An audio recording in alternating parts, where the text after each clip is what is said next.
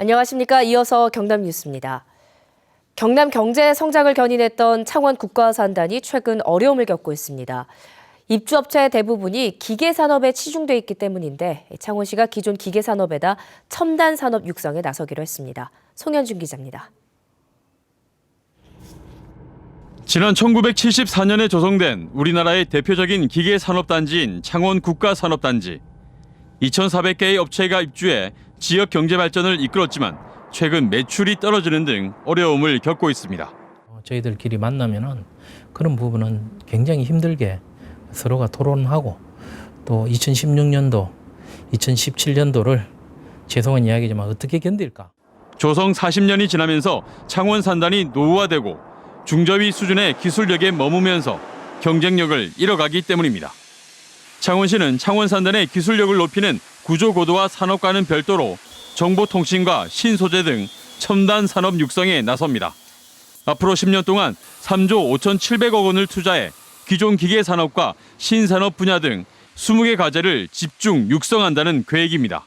기계만의 산업에서 기계에다가 전자 또는 ICT 또는 네트워크 이런 것들을 결합시키면 부가가치가 굉장히 좋아지지 않습니까?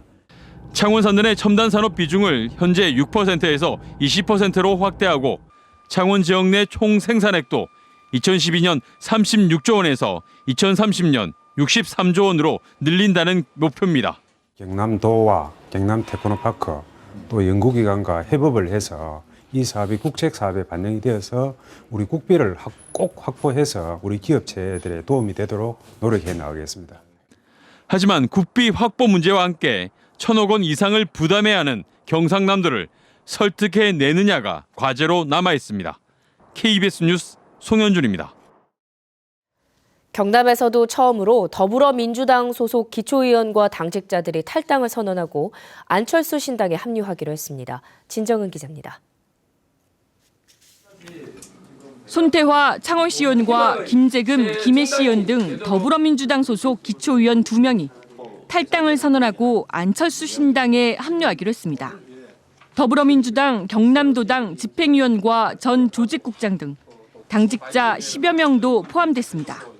안철수 의원이 탈당한 뒤 경남 지역 첫 탈당 선언입니다. 지난 1년 6개월간의 새정치민주연합을 통한 정치 실현은 참담함을 실패로 끝났습니다. 박명옥 거제시의회 부의장도 오는 10일 탈당을 선언하고 신당에 합류할 예정입니다. 경남 지역 더불어민주당 당원 5만 8천여 명 가운데 지금까지 100여 명이 탈당했거나 탈당할 예정으로 알려졌습니다. 이들은 오는 10일 열리는 안철수 신당의 중앙당 창당 발기인으로 참여하고 오는 20일쯤 경남도당 창당 발기인 대회를 열 예정입니다. 이에 대해 더불어민주당 경남도당은 예견된 탈당으로 규모가 크지 않다며 큰 의미를 두지 않고 있습니다. 안철수 신당은 경남에서도 총선 후보를 낼 예정이어서 새누리당이 강세인 경남에서 야당 후보끼리의 선명성 경쟁도 치열할 것으로 보입니다. KBS 뉴스 진정은입니다.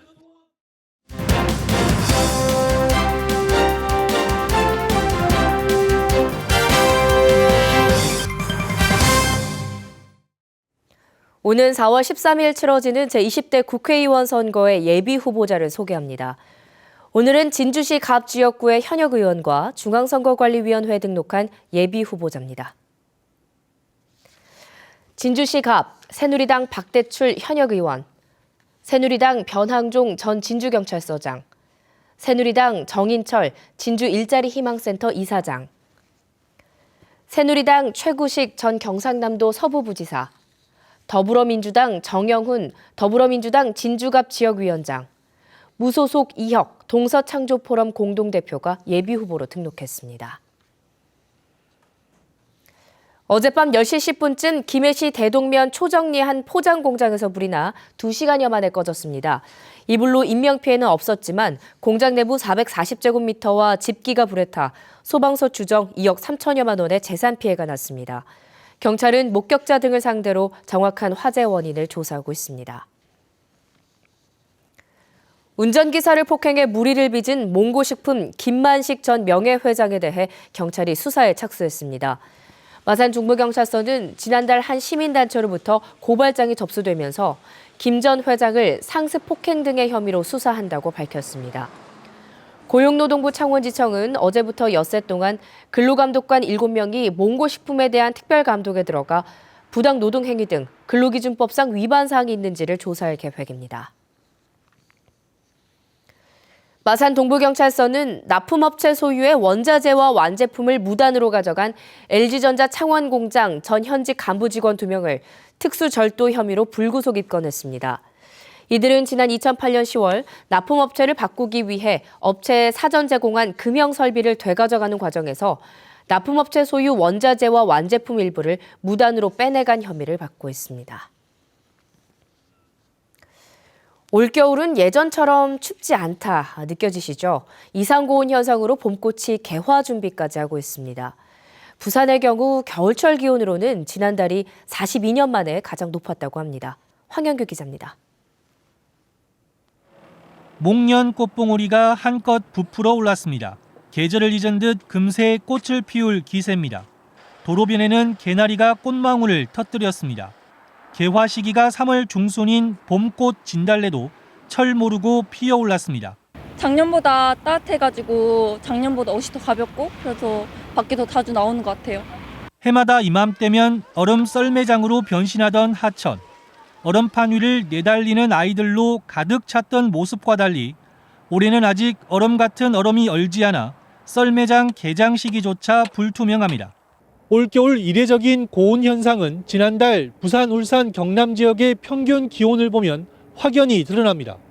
지난 한 달 평균 기온은 평년보다 2도 이상 높은 5.1도로 42년 만에 최고를 기록했습니다.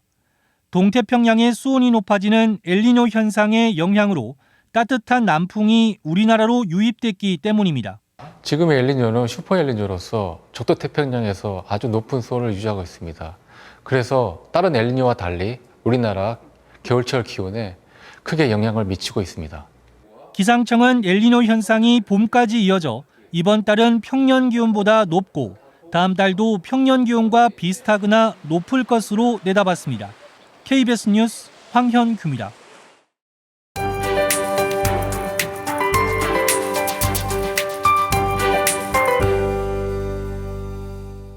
갈수록 추워지고 있습니다. 내륙은 영하 5도 안팎까지 떨어졌고요.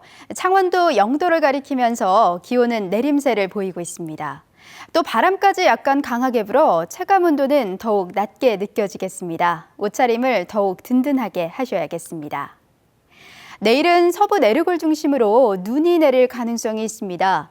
적설량은 최고 3cm로 예상되고요.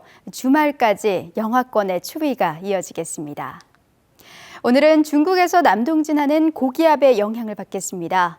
대체로 맑은 하늘이 드러나겠고 미세먼지 농도는 보통 수준을 유지하겠습니다.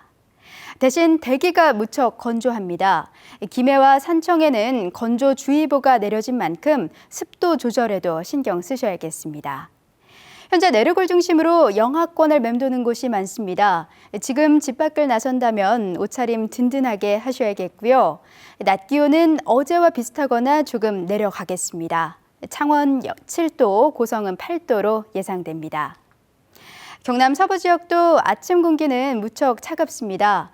합천 영하 4도로 시작해 진주 7도, 거창은 5도로 예년과 비슷하겠습니다. 또 바람까지 약간 강하게 불어 체감 온도는 더욱 낮게 느껴지겠습니다. 바다의 물결은 먼바다를 중심으로 최고 2.5m로 조금 높게 일겠습니다. 기상정보였습니다. 한국항공우주산업 카이를 인수할 것으로 예상됐던 한화그룹이 인수를 사실상 포기하면서 카이의 민영화에 난항이 예상됩니다.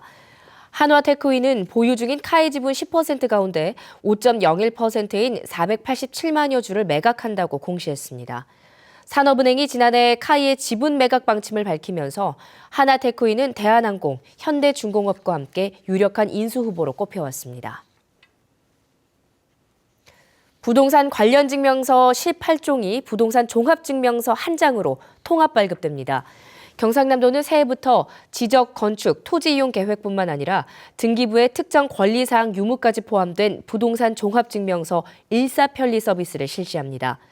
부동산 종합증명서는 토지와 건축물 표시와 소유자에 관한 사항, 토지의 이용 규제에 관한 사항, 부동산 가격 사항, 등기부의 권리 사항 등 모두 18종의 부동산 공적 정보를 통합한 것입니다. KBS 뉴스를 마칩니다. 고맙습니다.